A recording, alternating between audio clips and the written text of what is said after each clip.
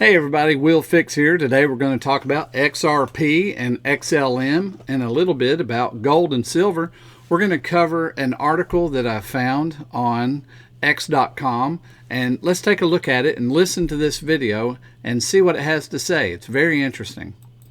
This is from Crypto Disciple, and let's read the title here.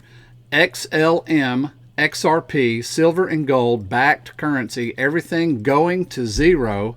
Salute Crypto Brownie for this one. And now let's listen. Zero.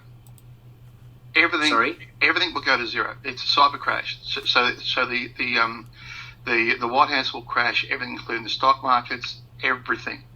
In this event, everything goes to zero. But like a phoenix rising out of the ashes, gold and silver will revalue along with XRP and XLM. So XRP is backing gold, and XLM is backing silver. So after the event, what has value is gold and silver, XRP and XLM, and the other ISO 2.2 coins. They'll have massive value, and so will the assets on Lobstr. So essentially, you talked about BlackRock. I own lots of BlackRock. I own lots of Vanguard. I own lots of well-known companies because all those companies have had their assets seized, and they're laying them out as tokens on the Stellar network.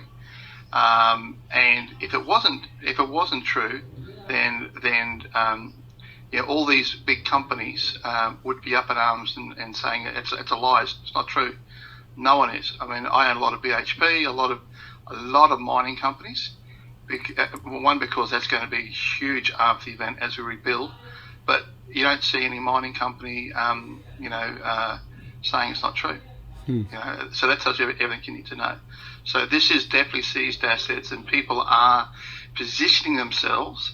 Those who are awake, those who understand and resonate with it, they're positioning themselves so that they can take advantage of the wealth transference. But it's not a greed mentality. You've got to get this right. If you come into this with a greed mentality, you're going to do some silly things. This is about the wealth transference. I've always said to people that if you invest $500 worth of XLM into these seized assets, you're going to set yourself up for life. $1,000 worth of XLM will set up you and your generations. Anything above.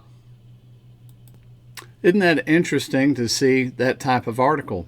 Not saying that it's true, but I do consider all things at some level or another. Are we going to have a complete and total crash like that? I don't know. What do you think? As you guys know, I use the Decent wallet. I've used several wallets, mini wallets, about 5 different wallets I've used. This is by far the best in my opinion. It's easy to use. It's as safe as you keep your seed phrase. You can put all of your coin in there. All of the ones that I need are in there, and it's simple. On the Nano Ledger, I had to create a wallet and do some weird stuff to get some coin in there. It just felt uncomfortable. This is really easy.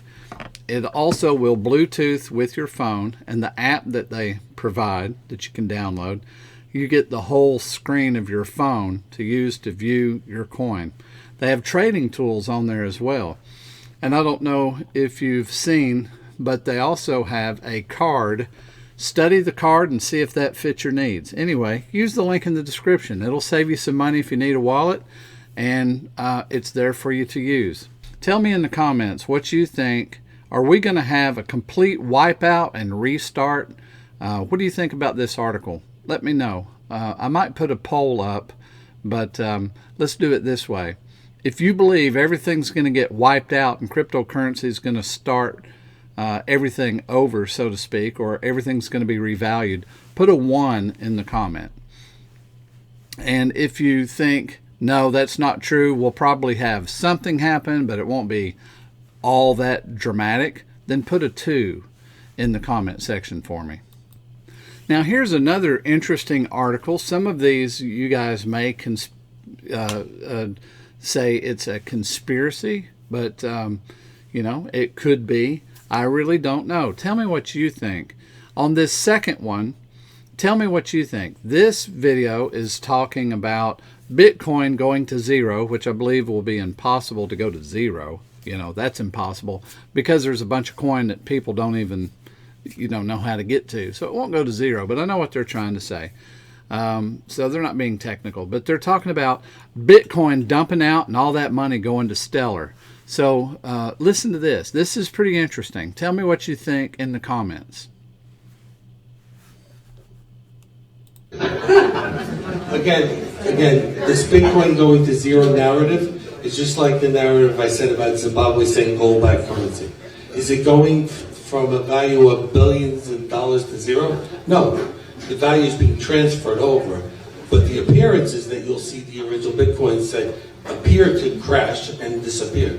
But actually it's being ported over into Stellar. So when we say going to zero, it's the appearance out to the public that that's what they will see, but it's not in actuality what's happening underneath the surface. It's a function of bringing all the money over that's in the blockchain, in Bitcoin in various ways, into the Stellar blockchain, and maybe even a wrapped version of it.